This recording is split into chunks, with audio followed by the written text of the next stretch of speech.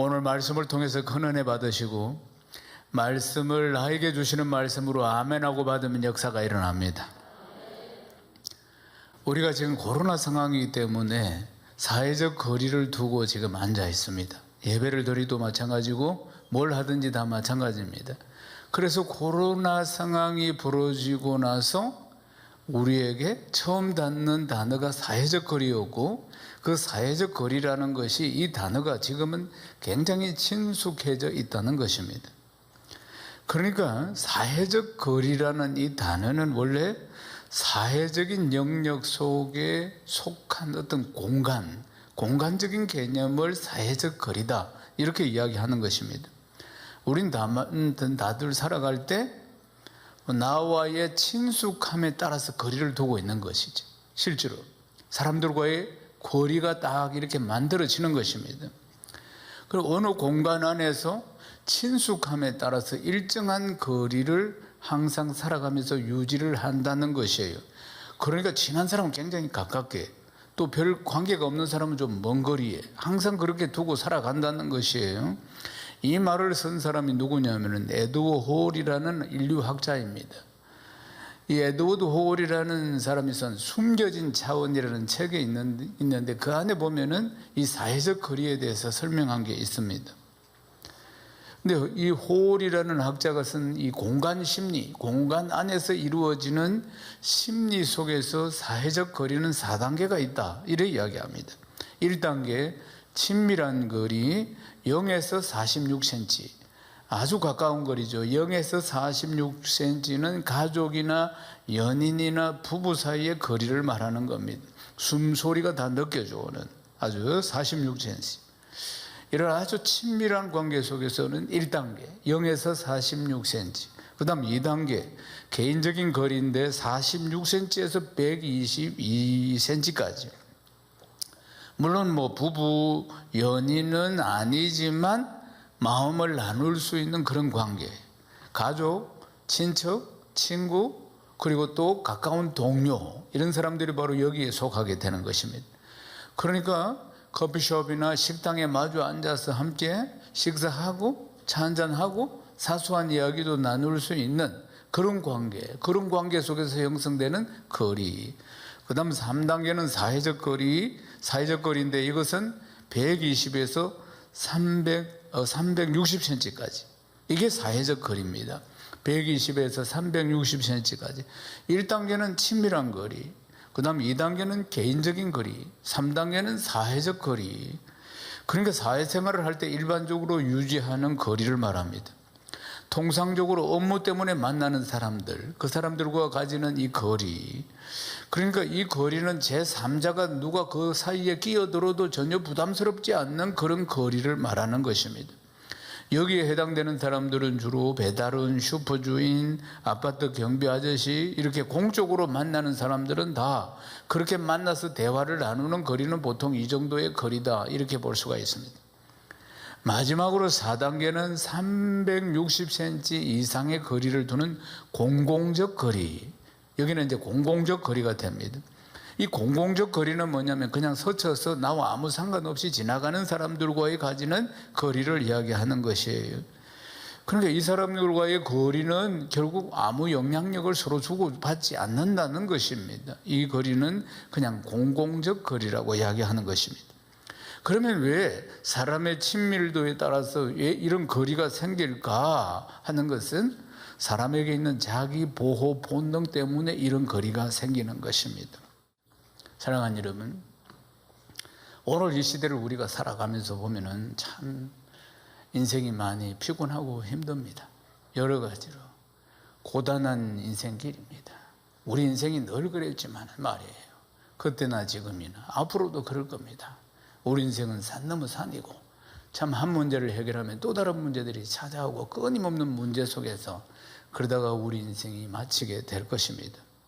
이 고단한 나그네 인생길, 성경은 우리를 나그네 인생이라고 하지 않습니까? 이 고단한 나그네 인생길에서 피할 수 없는 이런 상처들, 이런 아픔들이 현대를 살아가는 우리에게는 항상 존재하는데, 그런데 이런 우리 인생들을 향해서 가장 친밀한 거리로 우리에게 다가오신 분에 대한 말씀이 오늘 이 이야기입니다. 할렐루야. 큰 은혜 받으시기를 주님 이름으로 축원합니다. 예수님이 십자가를 지시고 그리고는 성천하시고 난 뒤에 30년이라는 세월이 흘러갈 때쯤입니다. 그때 세계 각처의 소아시아, 그리스, 로마 등지에 흩어져 살아가고 있는 예수를 믿는 기독교인 히브리인들에게 보낸 편지가 바로 오늘 우리가 읽은 이 말씀인 것입니다. 그러니까 그 당시의 히브리인들, 유대인들, 예수를 믿는 기독교인들은 세계 각처에 흩어져서 그렇게 살아가면서 안으로는, 그러니까 전통 유대인들로부터 핍박을 받고 밖으로는 로마로부터 핍박을 받고 안 밖으로 핍박을 받으면서 그리고 고립되면서 많은 고난 속에서 이들이 살고 있었다는 것입니다. 안 밖으로 고립되고 고난과 핍박을 받으면서 이 믿음이 시간이 갈수록 점점 약해지고 있었고, 그리고 세상의 권세들이 쏟아내는 이 그리스도인에 대한 분노, 그리고 또 정오, 이런 핍박을 매일매일 받아가면서 점점 믿음이 연약해져 가고 있던 상황이었습니다. 그런데 그런 상황에 처해 있는 예수를 믿는 히브리인들에게 이 한 편지가 왔는데 그게 바로 히브리서 이 편지인 것입니다. 그들에게 이 편지의 저자가 이렇게 이야기합니다. 하나님은 침묵의 하나님이 아니시다. 구약 전체에 하나님은 말씀하시고 또 말씀하시고 말씀하시는 하나님이시다. 우리는 부족하고 연약하니까 하나님은 다양한 방법으로 알아들을 수 있도록, 깨달을 수 있도록 계속해서 말씀하시는 하나님이라고 설명하고 있는 것입니다. 히브리서 1장 1절 말씀 우리 읽겠습니다. 옛적의 선지자들을 통하여 여러 부분과 여러 모양으로 우리 조상들에게 말씀하신 하나님이, 아멘. 하나님께서 옛날에 선지자들을 통해서 구약 성경에 말씀하시고 여러 방법으로 말씀하시고 또 말씀하신 하나님이라고 지금 설명하고 있습니다. 옛적의 모세로부터 또 많은 선지자들을 통해서 하나님에 대해서 여러 차례 하나님은 이런 분이시다 말씀하시고 말씀하셨다는 것입니다. 사랑하는 여러분, 그러나 그들의 이야기를 듣고 깨닫는 것은 모두 다 하나님을 부분적으로 아는 것이지 하나님을 전부 알 수 있는 것은 아닌 것입니다. 마치 4명의 소경과 코끼리 이야기하고 똑같습니다. 큰 코끼리가 있는데 4명의 소경이 코끼리를 더듬으면서 코끼리는 마치 이런 것이야 이렇게 이야기하는 것과 같다 그 말입니다. 어떤 소경은 다리를 만지고 어떤 소경은 코를 만지고 어떤 소경은 몸을 만지고 그렇게 하면서 다리를 만지는 소경은 마치 코끼리는 기둥과 같네, 큰 기둥과 같네. 또 코를 만지는 소경은 마치 큰 뱀과 같네, 코끼리는. 이렇게 이야기하는 것과 같다 그 말입니다. 이스라엘 백성들이 역시 마찬가지였습니다. 모세로부터 여러 선지자를 통해서 하나님에 대한 말씀을 들어왔지만은 그러나 그들은 부분적으로 하나님을 알고 있는 것입니다. 사랑하는 여러분, 창조주이신 하나님을 피조물인 우리가, 훅 불면 꺼지는 우리가 어떻게 하나님에 대해서 잘 알 수가 있겠습니까? 하나님을 잘 모른다는 게 너무나 당연한 것 아니겠습니까? 그러면은 하나님을 안다는 것은 무슨 뜻이겠습니까? 사랑하는 여러분, 하나님을 안다는 것은 바로 이것입니다. 하나님은 거룩하시고 하나님은 창조주이시고 우리는 억만급의 죄를 가진 죄인이고 그리고 결국 심판받아서 지옥에 가는 죄인인데, 그런데 하나님께서 우리를 사랑하셔서 하나밖에 없는 아들 예수 그리스도를 보내주셔서 우리를 너무나 사랑하시기 때문에 우리를 구원하신 것, 이것을 하나님을 안다고 말씀드릴 수 있습니다. 아멘이십니까? 하나님은 세상으로 가고 죄악으로 가는 우리 인생들을 살리기 위해서 많은 선지자들을 보내서 하나님께로 돌아오라고 수없이 말씀하셨습니다. 그렇지만 끝내 이 백성들이 돌아오지 않았습니다.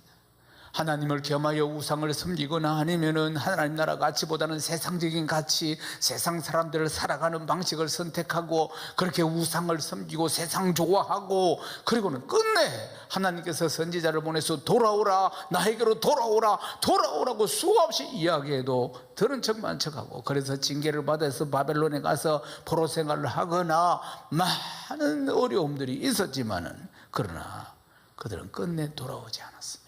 이게 성경이 말씀하는 것이에요. 그렇지만은 변함없이 사랑하시는 우리 하나님, 끝까지 사랑하시는 하나님은 끝까지 돌아오지 않는 이스라엘 백성들에게 최후의 방법을 행하셨습니다. 히브리서 1장 2절 말씀 읽겠습니다. 이 모든 날 마지막에는 아들을 통하여 우리에게 말씀하셨으니 이 아들을 만유의 상속자로 세우시고 또 그로 말미암아 모든 세계를 지으셨느니라. 아멘. 하나님의 모든 관심은 하나님의 택한 백성을 구원하는 데 있는 것입니다. 지금도 인생들을 구원하는 데 하나님의 모든 관심이 있다는 사실을 믿으시기를 주님의 이름으로 축원합니다. 이것을 위해서 옛 선지자를 통해서 수도 없이 여러 방법으로 말씀하셨습니다. 사랑하는 여러분, 그래도 끝내 이 죄인들이 하나님 말씀을 듣지 않으니까 이제 마지막 방법으로 하나밖에 없는 아들 예수 그리스도를 보내주신 것입니다. 사랑하는 여러분, 이제 예수 그리스도를 통해서 우리에게 말씀하실 것이라고 말씀하셨습니다. 우리 주님이 한 번은 이런 비유를 통해서 말씀하셨어요. 마가복음 12장 6절 말씀 읽겠습니다. 이제 한 사람이 남았으니 곧 그가 사랑하는 아들이라 채오래 이를 보내며 이르되 내 아들은 존대하리라 하였더니, 포도원 농부의 비유입니다. 하나님께서 수많은 선지자들을 통해서 하나님께로 돌아오라고 말하셨는데도 불구하고 돌이키지 않는 서기관과 바리새인과 제사장 같은 종교 지도자들을 책망하시는 비유의 말씀입니다. 근데 이 비유의 말씀 속에 숨어있는 깊은 의미가 뭡니까? 하나님은 포기하지 아니하시고 하나님은 우리를 구원하시기를 원하시는 것이고, 하나님의 열심을 이 말씀 가운데 우리가 볼 수가 있는 것입니다. 사랑하는 여러분, 오늘 이 예배의 복된 자리에 우리가 있게 된 것은 전적으로 우리의 열심이 아니고 하나님의 열심입니다. 하나님의 열심으로 하나님께서 이 포도원을 포기하지 않으시고 수많은 종도를 보내시고, 그리고 종국에는 아들을 보내신 것입니다. 사랑하는 여러분, 마지막에 아들을 보내었다, 이 마지막이라는 의미는 어떤 순서나 절차상을 의미하는 게 아닙니다. 이 마지막은 상속자인 이 아들을 영접하지 않는다면 이제 다음은 없다, 이 말씀인 것입니다. 사랑하는 여러분, 예수님이 이 땅에 오셨습니다. 채찍에 맞으시고 그리고 십자가를 지십니다. 그리고 살과 그리고 또 피와 그리고 또 물을 다 쏟으셨습니다. 우리 죄를 다 담당해 주시기 위해서, 우리의 과거의 죄, 현재의 죄, 미래의 죄를 다 담당하시기 위해서, 우리를 구원하시기 위해서 오신 것입니다. 수많은 선지자들이 아버지께로 돌아오라고 말씀을 전했지만은 돌아오지 않는 이 백성들에게 말씀이신 우리 주님이 이제 육신이 되어서 이 땅에 오셔서 우리를 구원하신 것입니다. 이것이 아버지의 마음입니다. 우리를 얼마나 사랑하시는가를 지금 이야기하고 있는 것입니다. 사랑하는 여러분, 하나님의 신실하심과 하나님의 열심으로 우리가 예수 믿고 구원받아 오늘 이 복된 자리에 있는 것을 믿으시기를 주님의 이름으로 축원합니다. 로마서 5장 8절 말씀 읽겠습니다. 우리가 아직 죄인 되었을 때 그리스도께서 우리를 위하여 죽으심으로 하나님께서 우리에 대한 자기의 사랑을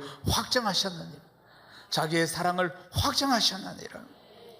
하나밖에 없는 상속자이신 아들 예수 그리스도를 보내셔서 하나님의 사랑은 이런 것이다, 내가 너희를 진짜 변함없이 사랑한다, 십자가에서 다시면서까지 우리에게 보여주시고 말씀하신 것입니다. 사랑하는 여러분, 말씀이신 주님이 오셔서 우리에게 말씀을 전해주셨는데 그 말씀은 옛 선지자들이 전한 말씀과는 차원이 다른 말씀입니다. 이 말씀은 바로 생명입니다. 나는 길이요 진리요 생명이라. 아멘이십니까? 우리 예수님이 길이십니다. 이제 예수님을 만난 사람은 인생의 방향의 끝입니다. 내가 어디 와서 어디로 가는지 모든 문제의 종지부를 찍은 것입니다. 진리를 찾아 방황하는 것도 끝입니다. 예수님이 진리이십니다. 예수님이 생명이십니다. 사랑하는 여러분, 그분이 우리에게 오셨습니다. 아멘이십니까? 그분의 사랑을 우리가 받고 있습니다. 가장 가까이 우리에게 오셨습니다. 사랑하는 여러분, 이 은혜를 받은 우리가 어떻게 고난 앞에서 내 신앙을 타협할 수가 있겠습니까? 그렇지만은 오늘 이 시대를 살아가고 있는 우리는 참 많은 환난과 보이지 않는 고난과 시련 속에서 우리가 살고 있습니다. 초대교회 시절과는 또 다른 차원의 시련들이 늘 우리와 함께하고 고난이 우리와 함께하는 것입니다. 코로나로 인해서 경제적인 어려움들, 또 여러 가지 상황의 어려움들과 직장에서도 교회 다니는 것 때문에 눈총과 불이익을 당하기도 합니다. 그래서 오늘 예배에 오고 싶지만은 오지 못하는 분들도 더러 많이 있는 것입니다. 사랑하는 여러분, 이런 고난과 핍박 속에서 우리는 하나님께 부르짖습니다. 때로는 우리의 연약함으로 낙심하여 주저앉을 때도 있습니다. 사랑하는 여러분, 가장 중요한 것은 하나님은 눈에 보이는 거 없고 귀에 들리는 거 내가 손에 잡히는 거 없다 할지라도 하나님은 다 알고 계시고 다 보고 계십니다. 불꽃 같은 눈으로. 아멘이십니까? 때로는 우리가 우리의 삶에 지치고 힘들어서 하나님의 기도의 응답이 더디고, 그래서 하나님 어디 계십니까? 하나님 저 구말리 먼 곳에 보좌에만 계십니까? 하나님 내 기도 안 들으십니까? 그렇게 우리가 의심할 때도 있고 낙심할 때도 있습니다. 사랑하는 여러분, 그렇지 않습니다. 우리 주님은 우리 안에 계십니다. 우리 곁에 계십니다. 가장 가까운 거리 안에 있다는 것을 기억해야 하는 것입니다. 저 멀리 저 구름 위에만 계시는 것이 아닙니다. 주일날만 주님 찾으면 저 멀리 줄 타고 쭉 내려와서 이제 왔느냐 하시는 분이 아니시고 매일매일 24시간 우리와 함께 동행하십니다. 아멘이십니까? 사랑하는 여러분, 늘 함께 하시고 불꽃 같은 눈으로 내 형편과 처지를 잘 아시고 지금도 보고 계시고 지금도 역사하고 계신다는 사실을 믿으시기를 주님의 이름으로 축원합니다. 사람은 행동보다는 말이 앞섭니다. 행동으로 섬기기보다는 말로 먼저, 그 다음 말로 먼저 불평을 하거나 말로 먼저 이야기하고 행동은 그 다음 따라갑니다. 말씀이신 예수님은 그렇지 않습니다. 사랑하는 여러분, 주님은 소매를 걷어 올리시고 우리의 삶 속에 들어오셔서 내 고통을 다 아시고 십자가에서 다 담당해 주시고 나의 모든 인생을 다 구원하시는 분이십니다. 아멘이십니까? 사랑하는 여러분, 변함없이 우리를 사랑하십니다. 변함없이 우리를 사랑하십니다. 인생이 변하기 때문에 주님의 사랑도 변할 것이라고 생각하지 마십시오. 내 형편과 처지에 따라서 내가 변하는 게 아니고 나는 변하지만 우리 주님은 변하지 않습니다. 아멘이십니까? 오늘 3절 말씀에 보면 십자가에서 죽으신 주님은 부활하셔서 지극히 높은 하늘 보좌 우편에 앉아 계신다고 말씀하십니다. 그 당시에 전쟁에서 승리하고 개선 장군이 돌아오면은 왕이 친히 일어나서 반기고 왕 우편에 앉힌다는 것입니다. 예수님이 이 땅에 오셔서 공생의 사역을 통해서 사망 권세를 깨뜨리시고 부활하셔서 승리하셔서 지금 주님 보좌 우편에 계십니다. 아멘이십니까? 승리하신 우리 주님이십니다. 그래서 보좌 우편에 계시는데 보좌 우편에서 우리도 그 승리를 누리기를 기도하고 계십니다. 우리는 치열한 영적인 전쟁 속에서 살아가고 있습니다. 인생 삶 자체가 전쟁입니다. 이 땅에서 우리가 발을 디디고 호흡하면서 살아가기 때문에 내 인생이 끝나지 않는 상태에서는 이 전쟁은 인생살이가 이 치열한 싸움이 끝나지 않는 것처럼 보일지 모르지만 사랑하는 여러분, 우리 인생의 이 영적 전쟁은 이미 주님이 십자가에서 승리하셨습니다. 이미 끝난 전쟁이라는 걸 기억해야 하는 것입니다. 주님이 내 인생의 모든 질고를 다 담당하시고 나에게 십자가의 승리를 주셨다는 것입니다. 그러나 우리는 믿음이 연약하고 그런 말미암아 낙심하고 때로는 쓰러질 때도 있습니다. 넘어질 때도 있습니다. 그래서 우리 주님이 보좌 우편에서 지금 땀방울이 핏방울 되듯이 지금도 기도하고 계시는 것입니다. 아멘이십니까? 보좌 우편에서 이 복음의 능력을 누리기를, 십자가의 승리를 믿고 누리기를 지금도 기도하고 계시는 것입니다. 오늘도 이 예배를 통해서 주시는 말씀을 깊이 깨달을 수 있도록 기도하고 계시는 것입니다. 히브리서 7장 25절 말씀을 읽겠습니다. 그러므로 자기를 힘입어 하나님께 나아가는 자들을 온전히 구원하실 수 있으니 이는 그가 항상 살아계셔서 그들을 위하여 간구하심이라. 어느 여집사님이 밤에 이제 남편은 출장을 가고 잠을 청했는데 근데 잠이 잘 안 오는 거예요. 계속 남편을 위해서 기도하라 이런 마음을 주시는 거예요. 그래서 한참 기도를 하고 또다시 이제 누웠는데 또다시 성령께서 기도하라는 마음을 주셨어요. 그래서 또 1시간 정도 기도를 딱 하고 나니까 한밤중인데 그런데 마음에 평안이 찾아왔습니다. 그리고는 잠을 청했는데 어떤 일이 일어났는가? 남편은 직업군인인데 그러니까 대령이었습니다. 이름은 게이시라고. 이 대령이 출장을 가는데 타이타닉호를 탔습니다. 타이타닉호 아시죠? 빙산에 부딪혀서 배가 두 조각 났습니다. 그리고 배에 탔던 2,000명 중에 1,500명이 물에 빠져 죽었습니다. 남편이 배를 타고 있던 시간이 바로 그 시간이었습니다. 게이시 대령도 배가 파산하면서 물에 빠져서 죽을 지경이 되었는데 그때 보트가 하나 나타나서 구사일생으로 살아난 것입니다. 그 시간이 아내가 기도하는 시간이었던 것입니다. 하나님께서 기도를 시키시고 그리고 그 기도를 들으시고 역사하신 것입니다. 사랑하는 여러분, 기도하면 됩니다. 우리의 기도를 들으십니다. 구하고 찾고 두드리라고 말씀하고 있지 않습니까?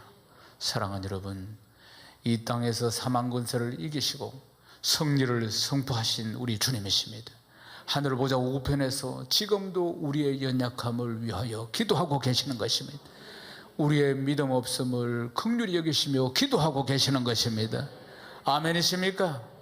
우리는 연약하고 우리는 부족하고 믿음도 때로는 왔다 갔다 하고 그러다 보니까 이 치열한 인생의 영적 전쟁 속에서 넘어지고 쓰러지고 그리고 또 때로는 정말 기도할 힘조차 상실한, 그래서 신음소리만 간신히 내고 있을 때 하늘 성소 그 우편에 앉아 계신 우리 주님이 기도하십니다. 아멘이십니까? 믿으시기를 주님의 이름 축원합니다. 이전에 우리가 많이 불렀던 찬양이 있습니다. 당신이 지쳐서 기도할 수 없고 눈물이 핏물처럼 흘러내릴 때, 그런 시간들이 있습니다. 살다 보면은 지쳐서 기도할 수 없고 눈물이 핏물처럼 흘러내릴 때, 사랑하는 여러분, 우리 주님이 나를 위해서 기도하십니다. 주님은 우리 연약함 아시고 사랑으로 인도하시는 주님이 기도하십니다. 언제나 기도하십니다. 주님의 기도는 능력입니다. 보지 못하는 자를 보게 만들고 병든 자를 고쳐주시고 귀신 들린 자를 귀신을 쫓아내는 능력의 기도이십니다. 주님은 보좌 우편에서 우리의 신음소리를 다 듣고 계십니다. 우리의 고통과 아픔을 누구보다도 잘 알고 계십니다. 지금도 보좌 우편에서 하시는 일은 기도하시는 일입니다. 겟세마네 동산에서 우리를 구원하시는 사역을 감당하시기 위해서 땀이 빗방울이 되듯이 기도하셨듯이 지금도 이 복음의 능력을, 십자가의 승리를 누리도록 기도하고 계시는 것입니다. 사랑하는 여러분, 말씀을 마치겠습니다. 세상 바라보지 마시고 사람 바라보지 마시고 환경 바라보지 마시고 믿음의 주요 온전케 하시는 주 예수 그리스도만을 바라보시고 날마다 기도로 승리하시기를 주님의 이름으로 축원합니다. 축원합니다.